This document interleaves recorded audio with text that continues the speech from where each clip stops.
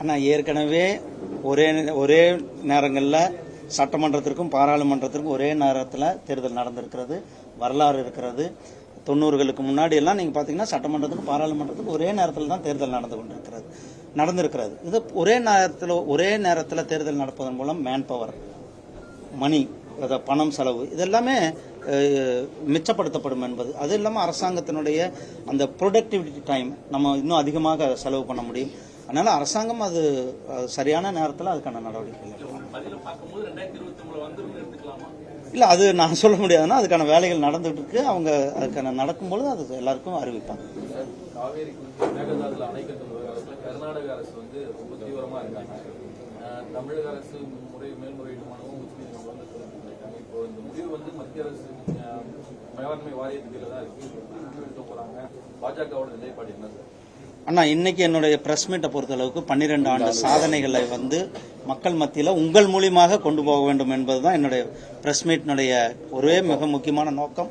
ஏன்னா நிறைய கேள்விகள் இருக்கு. இன்னும் நீங்க தமிழ்நாட்டில் அரசியல் பத்தி நிறைய இருக்கு, இங்க நிறைய இருக்கு, அதெல்லாம் நீங்க கேட்கறது. அதனால இன்றைக்கு அதையெல்லாம் நாம் தவிர்த்து விட்டு இன்றைக்கு நாம் இந்த 12 ஆண்டு சாதனைகளை உங்கள் மூலியமாக நாம் எடுத்துக்கொள்ள போகிறோம். ஆனால் எப்பொழுதுமே நீங்க மேகதாது அணையை பொறுத்தளவுக்கு நம்மளுடைய மாநிலத்தினுடைய நலன், அவங்களுடைய மாநிலத்தின் நலன், எந்த மாநிலத்தினுடைய நலனும் பாதிக்காம அதற்கான நடவடிக்கைகளை எடுக்கணும். நமக்கான தண்ணீர் கிடைப்பதற்காக நமது போராட்டம், அதனுடைய உரிமையை நாம் விட்டுக் கொடுக்க முடியாது. அதே போல அனைத்து மாநிலங்களும் அது சரியான, அதுக்காக தான் நம்ம நதிகளை இணைக்கின்ற, தேசிய நதிகளை இணைக்கின்ற அந்த திட்டத்தை கூட நம்ம வாஜ்பாய் ஐயா அவர்கள் கொண்டு வந்தாங்க.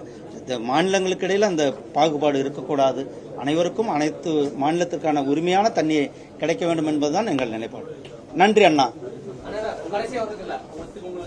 நீண்ட நாள் திட்டம், அந்த விரிகுடா பகுதியில் வந்து கடல் பாசி பூங்கா திட்டம் வந்து கொண்டு வரணும்னு சொல்லியிருந்தீங்க. அது கிடப்பிலே போட்டிருக்கு, அது எப்போ வரும்? ஆனா நான் மீனவர் அமைச்சராக இருக்கும் பொழுது அதுக்கான திட்டத்துக்கு 100 கோடி ரூபாய் பணம் ஒதுக்கி அது மாநில அரசாங்கத்து கையில் கொடுத்துருச்சு. அந்த அரசாங்கம் 100 கோடி ரூபாய்க்கு நான் திட்டத்தையும் கூட போய் தொடங்கி வச்சோம். நானும் திரு பர்சோத்தம் ரூபாலாஜி அவங்களும் வந்து ராமேஸ்வரத்திலே தொடங்கி வச்சோம். ஆனால் திமுக அரசாங்கம் அந்த 5 வருஷத்துல அவங்க அந்த பணியை அப்படியே கிடப்பில் போட்டிருக்காங்க. இப்போ புது அரசாங்கம் வந்திருக்கிறது, அது உடனடியாக நடைமுறைப்படுத்தப்பட வேண்டும். ஏன்னா நான் காசு கொடுத்துருக்குறோம் மத்திய அரசாங்கத்திலிருந்து 100 கோடி ரூபாய் அதுக்கு ஒதுக்கி அந்த திட்டத்திற்கான பூமி பூஜை கூட நானே போய் போட்டு வந்தேன். ஆனால் திமுக அரசாங்கம் வந்த பிறகு அதை அப்படியே கிடப்பில் போட்டாங்க. மீனவர்கள் நலன் மேல அவர்கள் அக்கறை இல்லாமல் இருக்கிறது.